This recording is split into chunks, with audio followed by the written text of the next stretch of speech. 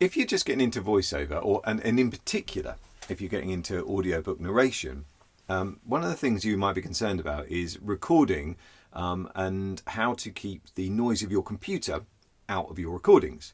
Now, there's one way of doing that, which is to build a really good vocal booth, which has good noise rejection properties. So hopefully it's quite well soundproofed, and you can build it in such a way that you can have your computer, the PC, the tower or whatever, or the laptop outside of the booth, and inside just a connection to a monitor and keyboard and mouse, so you can run things from inside the booth without the noise. So that's one way of doing it, but obviously there's some cost implications in terms of getting those specialized booths or building something yourself, which is what I did. So if you can't do that, I think I've come up with a bit of an interesting idea for you. So how about buying one of these? This is a Raspberry Pi computer. Okay, great thing about the Raspberry Pi computer is it's completely silent. It doesn't make any noise at all. Well, I'm sure it probably makes some kind of noise, but nothing that is going to be picked up by the human ear. It doesn't have any fans. One thing you do have to watch. So what I've got here is a little heat sink on here, which will just sort of dissipate the heat from the computer itself when it's working. This is a Raspberry Pi 4 with 8 gigabytes of RAM, which is the most powerful one that they sell, because I think if you're using a digital audio workstation constantly, then you probably do want a bit of RAM and as much power as you can get. So this is nowhere near as powerful as majority of laptops or computers you can buy, but it's not bad. It's pretty good. You can do most desktop stuff on this, and you can run a digital audio workstation. I'm going to be showing you in this video how to use Ardour with the Raspberry Pi. I'm not going to show you how to install it and all of those things, because there's loads of videos available on that. So if you get a Raspberry Pi, you will have to use command lines to initially install things on your computer. So it's a little bit more complicated than a traditional click and go computer, but it's not that hard. Honestly, I'm no tech wizard and I managed to do it. So you can do it. You can plug your audio interface into this. So I'm going to be using my spare audio interface, which is a Scarlett 2i2, which I know a lot of people use. It's perfectly good enough for audiobook narration. So you can plug that in. And then, of course, you can plug whatever microphone you want into your audio interface. I'm just recording this in my office, so this is not the best sounding space in the world, but it's not too bad. I've got a little bit of audio acoustic treatment in here, so it's not too bad, but not as good as my booth normally is. So we're going to move over now into the computer itself, and I'm going to set up Ardour, and hopefully you can see that going. And I've even managed to work out a little bit of a punch and roll workaround for it, which isn't too bad. Yeah, so here we go. If you're still watching, then you've probably managed to install the Raspbian operating system onto your Raspberry Pi. You've connected it to an HDMI monitor and to the power supply. Ethernet, you've plugged in your mouse, you've plugged in your keyboard, and you're ready to go. So first thing we're going to do is go to terminal, and I am going to install Ardour with you. I'm no expert at this command line thing. Like I say, I'm not a techie at all, but I have managed to kind of work it out now. So thing what you type in is sudo apt-get install Ardour, and it does a load of stuff and tells you about space, all that stuff. It does a load of stuff that I don't understand, but it does all that, and shortly after a period of time it's done it, and that's it really. You could just do sudo apt, I think this is a helpful thing to do, apt-get update. It's doing a load of, that's it, but it's all good. I think that's all fine. I think you could update first, but that's kind of it. So now hopefully if you go up here to the menu, sound, there it is, Ardour. So we're going to click on that. If you've got a USB interface, before you click on it, plug that in to your Raspberry Pi. I have no idea what interfaces work with the Raspberry Pi. I think I've just been lucky that the Focusrite 2i2 does.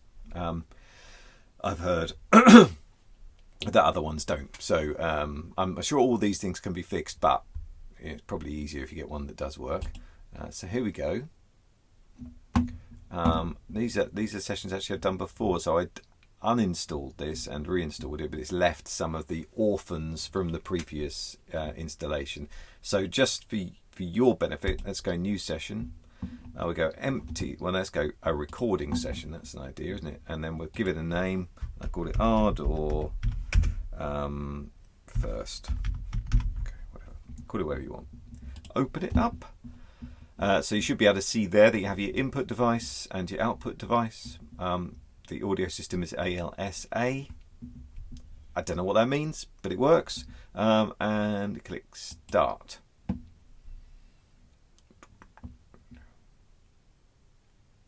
And up it pops. It asks you how many tracks to create. Well, you're only going to be recording your own voice. So one track is fine. So we have one track there. At the moment, the track is not armed, which is why you can't see any monitoring in the track. I'm recording this at the moment on the microphone on the camera. Hopefully later when I demonstrate the punch and roll, I can use that recording. But for now, I'm recording on this. So we are, let's arm it. So you can either arm it by clicking that one there, which does it, and I'll click it again to turn it off. Or I think if you go Shift R, I know that arms recording. Was it just R? I don't know. Anyway, if you click that, that's fine. It doesn't really matter because we're going to go and do something else now. So just to show you it does work, before we do anything else, the keyboard command to record is Shift Space. Shift Space, there we go, and it's off. And that's recording me from the microphone that I've got on here, which is a Sennheiser MKH416. So that's recording me. Probably could do with a little bit more gain on there by the looks of it, but not very much more. So there you go. They're showing you that it does record. It's not the cleanest visually as it goes along. You can't see the band behind you, but that doesn't really matter that much. There you go. So we've got that going, and we'll stop it there, and we'll just and I think if I'll probably do Shift A. No, okay. Control A, and there she is. And then press Enter and go back to the start. So what we're going to do now, so we can do a kind of version of punch and roll. We're going up to Window, and we're going to click on Keyboard Shortcuts. And then in here, we're going to click on Editor, and we're going to type in the search bar Set Auto, and it should come up Set Auto Punch from Playhead. Now, for me, so strangely, it saved everything that I've done before, and I've set that to P. It doesn't normally have anything assigned to this, and when you try to assign it to P, it tells you that one of the other menus is assigned to P. So what you have to do is you have to go back in and change that. I think it's like put playhead to mouse or something. So what I did, I changed it from P to M, but it's not a function that I use anyway, so it didn't really matter. So actually that's all set up for me already, but that's what you would need to do. So now we're armed, we're ready to go. If I hit, well, let's just do a little bit of a recording. So what I'm going to do now is just try and record this so I can add it to the video.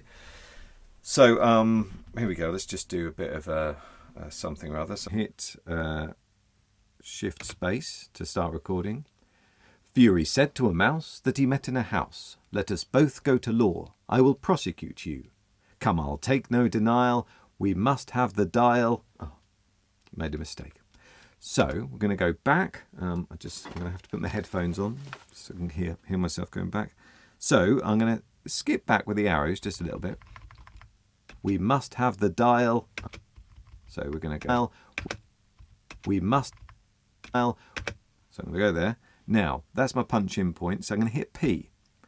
Right. So we've punched in there. So that works at this point. That's absolutely fine. So now if I just go back couple of steps. Shift and space. Come, I'll take no denial. We must have the trial, for really this morning I've nothing to do. Said the mouse to the cur, such a trial, dear. Oh, and I've messed up again. So we go back, and now this time it's a little bit different. So, dear. The cur. There we go. So we're going to punch in there. But now what happens is you see the punching points are behind it. So that's not what you want. So you hit the P again. And one last time. So 3 hits of the P, P, and you're ready to go. Tab back a little bit with the arrows. I think you can set up a